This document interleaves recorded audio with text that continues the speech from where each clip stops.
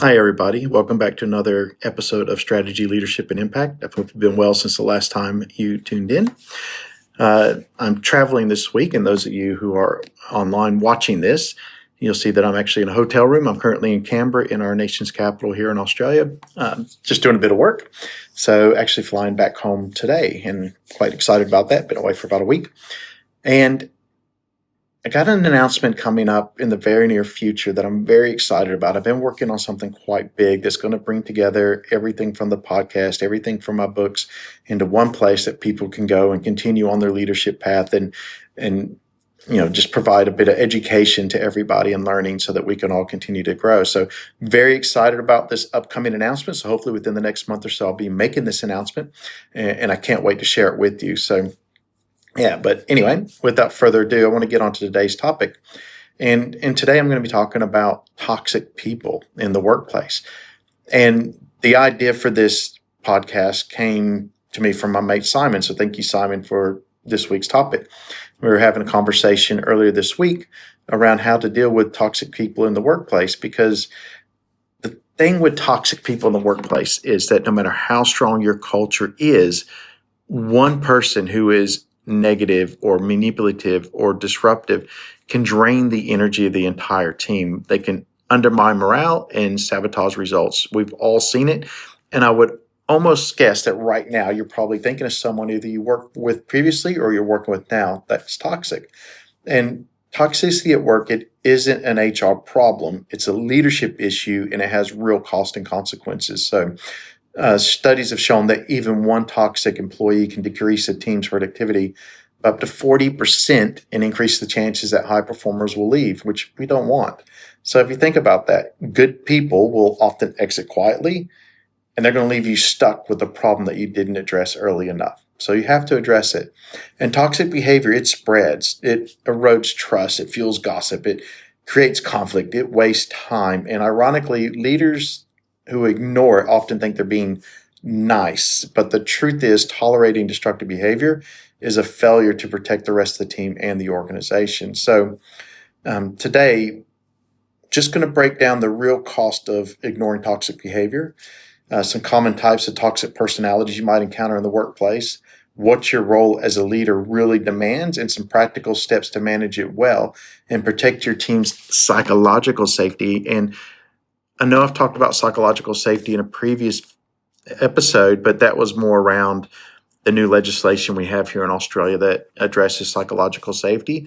But I think for a future episode, we do a deep dive into psychological safety and talk about what that looks like, how it can be misused, and some other factors around psychological safety.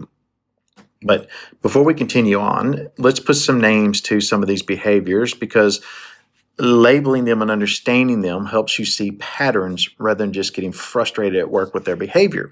So I've broken these down into 4 types that you often will see in teams or organizations. So your first one is the underminer. This is the person who gossips, spreads rumors.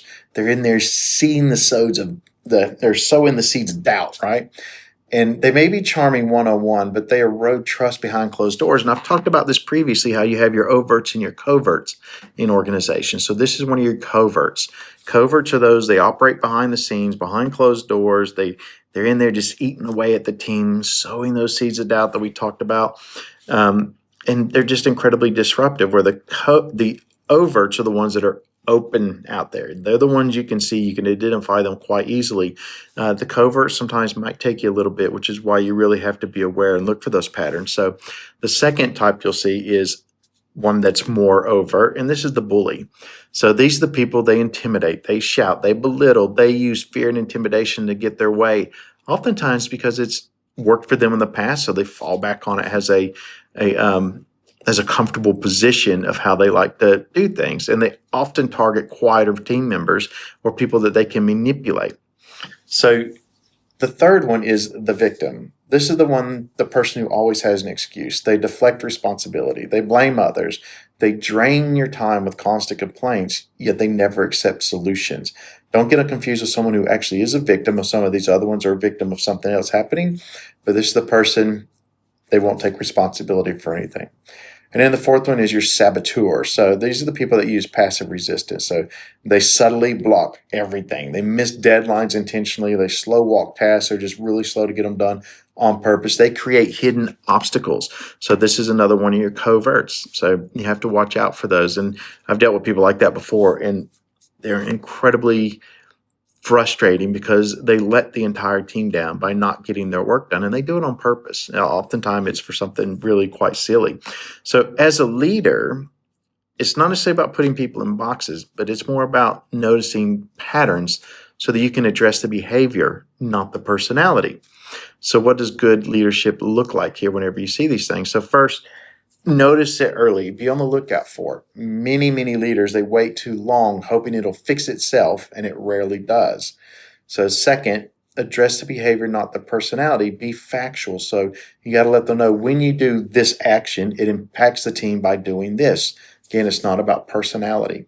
So the third one is be consistent. Toxic people are experts at testing boundaries. And if you bend the rules once, they know that they can push you again, and they will do it. So don't do that. Consistently address it, and consistently address it very quickly. Fourth, balance empathy with accountability. So people might act out due to stress or personal issues. Offer support, but make it clear that the destructive behavior can't continue. So oftentimes when people are very stressed and they're almost getting to that breaking point, it will manifest itself in behaviors. So it's getting to the core of why is the behavior occurring. If it is because of something happening in the background, then you can work with that person to come up with a plan to help them with that stress or to get through that, depending on whatever it is they need. But just let them know, I get that. We need to address this stress because the behaviors that happen, I understand the reason, but it's not an excuse to allow it to happen. And so, work with that person and correct the behavior. Hopefully you could, if you address the stress, you can correct the behavior, which then helps the staff member or the team member actually become a better part of the team. So finally, you need to know when enough is enough. Sometimes the right answer is to help someone grow, and sometimes it's to help them grow elsewhere, meaning you might have to terminate their employment and move them on. So let's get down to the tactical side of it. So I'm going to give you a few steps that you can take away if you're facing this issue. So number one, address it early and directly. Have a private conversation as soon as you see the pattern. Don't accuse, describe the behavior like I mentioned before and its impact. It could be something like, in the meeting we had the other day, you interrupted someone 3 times, or you were very dismissive of this person's suggestion, and explain to them how that shuts down open discussion, which isn't a part of a healthy team. Number 2, set clear expectations. So explain what good behavior looks like. Be specific and tie it back to the team with organizational values. It's very important you do that. Number 3, document everything. Keep simple notes on conversations and agreed actions. This is going to protect you, and it helps HR and yourself if formal steps are needed later on if the behavior doesn't correct. And 4, follow up. Check in regularly. Did they change? Or all the old habits creeping back in? And be vigilant. And sometimes it's not about checking in with that person, it's about checking in with the rest of the team. So people will tend to hold on to things for a very long time. And that might say something like, so-and-so did this a year ago or 6 months ago or whatever. And they're still holding on to that behavior on that one day. And you got to remind the rest of the team, yes, that did happen. However, their behavior has improved. It hasn't happened since. We've seen progress. So it's not just about checking back in with that person. Sometimes you got to check back in with the rest of the team, which brings us to the next point, which is support the team. So toxic behavior, it affects everybody. Talk to the team without breaching confidentiality. So reassure them that you're addressing it and their safety matters. This can be very difficult sometimes because you can only tell them so much. They just have to be comforted that something is being addressed, something has happened. And then the last one here, number 6, know your escalation point. If the behavior doesn't change, it's time to move to more formal warnings, get HR involved if that's what you do, or potentially if termination is needed. It's tough, but sometimes necessary for the greater good of the group. So what are some of the takeaways I want you to take away from this episode?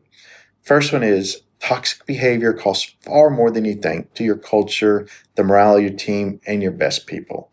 And as a leader, it's your job to protect the team and the organization, not appease just one disruptor. So you need to act early, be factual, be firm but fair, but never tolerate what you wouldn't want repeated. So I challenge you, is there a behavior you've been ignoring or tiptoeing around? What's one step you can take to address it? And even if it's just a clarifying statement, what can you do? Because remember, your team deserves a healthy, trusting environment. And it's on us as leaders to create it and guard it fiercely. So do not let it go. Do not put it in the too hard basket. Address it. So I want to know, when have you come across this and what did you do to address it? Were you successful? Were you not successful? Was there a learning point there? I'm not going to say failure because we're always learning. And there's been times in the past I know when I've faced this and I haven't addressed it appropriately.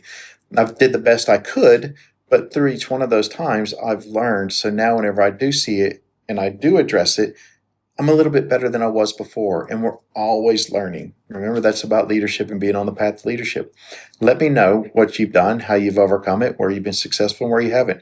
Send me an email at blakerepine@gmail.com or connect with me on LinkedIn. Just search my name, Blake Repine.